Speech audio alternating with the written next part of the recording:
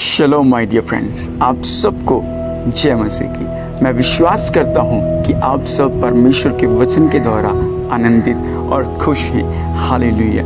आइए आज फिर से हम ये सीखेंगे कि हमें प्रतिदिन बाइबल पढ़ना क्यों ज़रूरी है। आइए परमेश्वर के वचन से सीखते हैं। यूहन्ना की अंजील उसके 1 अध्याय 1 आयत में इस प्रकार लिखा है, आदि में वचन था और वचन परमेश्वर के साथ था और वचन परमेश्वर था। हालेलुया। परमेश्वर का कलाम और परमेश्वर का वचन कहता है, जब हम दिन प्रतिदिन परमेश्वर के वचन को पढ़ते हैं तो हमारी रिलेशनशिप्स परमेश्वर के साथ मजबूत होती है, हमारा रिश्ता परमेश्वर के साथ मजबूत होता है। हालेलुया। यदि आप भी चाहते हैं कि आपकी रिलेशनशिप, आपका रिश्ता परमेश्वर के साथ मजबूत हो, तो आज से ही परमेश्वर के वचन को, परमेश्वर के कलाम को पढ़ना शुरू करें। समय हम ये सोचते हैं कि हमारी रिलेशनशिप परमेश्वर के साथ मजबूत क्यों नहीं है, हम क्यों कमज़ोर हैं, हम क्यों प्रतिदिन प्रार्थना नहीं कर पाते, हम क्यों खुदा के साथ खुदा की बात के ऊपर चल नहीं पाते। उसका रीज़न केवल एक ही है कि हमारी रिलेशनशिप्स जो परमेश्वर के साथ बहुत ही कमज़ोर है। यदि आप अपनी रिलेशनशिप्स को मजबूत करना चाहते हैं तो आज ही शुरू करें परमेश्वर के वचन को पढ़ना। हालेलुया। परमेश्वर इस वचन के द्वारा आप सबको बहुत आशीष दे। आए एक और वचन को पढ़ते हैं। रोमियो की अंजील उसके 10 अध्याय उसके 17 आयत में इस तरह से लिखा हुआ है, अंत विश्वास सुनने से और सुनना मसीह से होता है। हालेलुया। परमेश्वर का वचन कहता है, केवल जब आप परमेश्वर के वचन को पढ़ते हैं तो परमेश्वर के साथ आपका रिश्ता तो मजबूत होता ही है, परंतु वचन कहता है वचन को पढ़ने से, वचन को सुनने से आपका विश्वास भी दृढ़ होता है। हालेलुया। यदि आपके पास पेन और कॉपी तो इसे ज़रूर लिखें।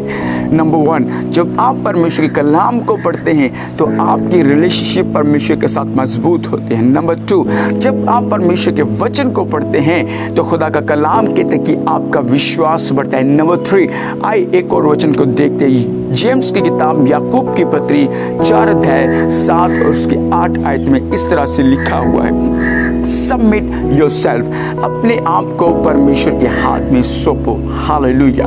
जब आप अपने आप को परमेश्वर के हाथ में सौंपते हैं तो परमेश्वर का वचन कहता है, रेसिस्ट द डेविल, कि शैतान आपके सामने से भाग जाएगा, उसका सामना करो। हालेलुया। परमेश्वर का कलाम आपको बल और ताकत देता है जिसके द्वारा आप शैतान का सामना करते हैं। हाले नंबर राबा से के चले ले रे। आए एक और वचन को हम सीखते हैं। दूसरा तीमुथियुस उसके 6 अध्याय 16 आयत में इस प्रकार से लिखा है, संपूर्ण पवित्र शास्त्र परमेश्वर की प्रेरणा से रचा गया है और उपदेश और समझाने और सुधारने और धार्मिकता की शिक्षा के लिए लाभदायक है। हालेलुया। आए उसकी 17 आयत को भी पढ़ते, ताकि परमेश्वर का जन सिद्ध बने और हर एक भले काम के लिए वो तैयार रहे। हालेलुया। सच में कितना खूबसूरत ये वचन है। परमेश्वर चाहता है कि हम संपूर्ण तौर पर इस योग्य बन जाएं, सिद्ध बन जाएं। परमेश्वर का कलाम कहता है कि परमेश्वर का जन कैसे सिद्ध होता है? परमेश्वर के वचन के द्वारा। यदि आज आप भी चाहते हैं कि आप परमेश्वर के सेवक बने, सेवादार बने, तो परमेश्वर के वचन को पढ़ें, क्योंकि परमेश्वर का वचन आपको सिद्ध करेगा। वो आपके जीवन में से आपकी कमज़ोरियों को बाहर निकालेगा, वो आपको बल देगा, वो आपको ताकत देगा, वो आपकी बुराइयों को आपके जीवन से निकाल फेंकेगा। यदि आज आपका मन आपको दोषी ठहराता है किसी बात के लिए, तो अपने आप को दोषी मत ठहराइए, परमेश्वर का वचन पढ़े, क्योंकि परमेश्वर का वचन आपको नया बल देगा, नई ताकत देगा, वो आपका शुद्ध करेगा। आए वचन को देखते हैं 2 तिमोथी 3:17, ताकि परमेश्वर का जन सिद्ध बने। हालेलुया।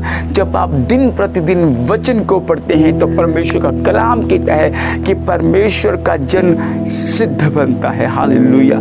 परमेश्वर का कलाम हमें शुद्ध करता है हर कमजोरियों से, हर पाप से, हर एक विरोध की आत्माओं से वो हमें शुद्ध करता है। वचन कहता है ताकि वो हर एक भले काम के लिए, हालेलुया, जब हम परमेश्वर के वचन को पढ़ते हैं तो परमेश्वर का वचन हमें बल देता है, हमें ताकत देता है और हमें सामर्थ्य देता है। मैं विश्वास करता हूं कि इस वचन के द्वारा परमेश्वर आपको बहुत सारी आशीष और बरकत दे। मैं विश्वास करता हूं कि यह वचन आपके जीवन को बदल देगा। हालेलुया।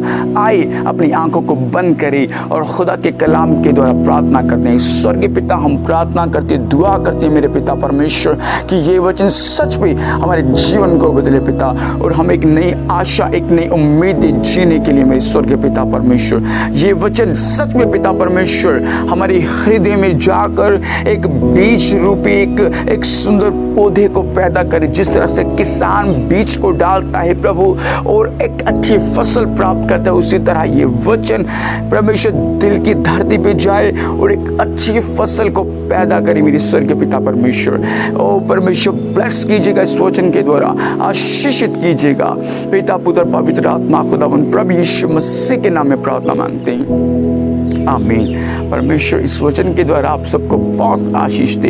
यदि आप तक आपने इस चैनल को सब्सक्राइब नहीं किया तो ज़रूर इस चैनल को सब्सक्राइब करें, शेयर करें, लाइक करें, ताकि ये वचन और लोगों तक और भाइयों के जीवन तक भी पहुँचे।